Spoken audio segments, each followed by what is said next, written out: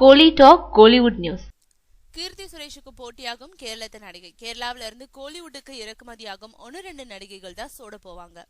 பலர் வெற்றி அடைவாங்க. அந்த வகையில சமீபத்திய வரவுகள்ல மியா ஜார்ஜ், நிகிலா விமல் போன்ற சில கேரளத்து நடிகைகள் பெருசா ஜொலிக்கல. இருந்தாலும் கௌதம் மேனனோட அச்சம் என்பது மடமையடா படத்துல சிம்புவோட நடிச்சிட்டு வந்த மஞ்சிமா மோகனுக்கு அந்த படத்துல நடிச்சிட்டு இருந்த போதே விக்ரம் பிரபுவோட முடிசூடா மன்னன் மற்றும் கௌரவ் இயக்கும் படம்னு 2 படங்கள் புதுசா ஒப்பந்தம் ஆயிடுச்சு. இந்த நிலையில இப்போ அவங்க நடிச்சு வெளிவந்திருக்கும் அச்சம் என்பது மடமையடா படம் வெற்றி அடைஞ்சிருக்கிறதுனால கொஞ்சம் தாமதிச்சா வெற்றிய முன் வச்சு மஞ்சிமா சம்பளத்தை உயர்த்திடுவாங்கன்னு கடந்த சில தினங்கள்ல அவங்கள 2 படங்களுக்கு ஒப்பந்தம் செஞ்சுட்டாங்க.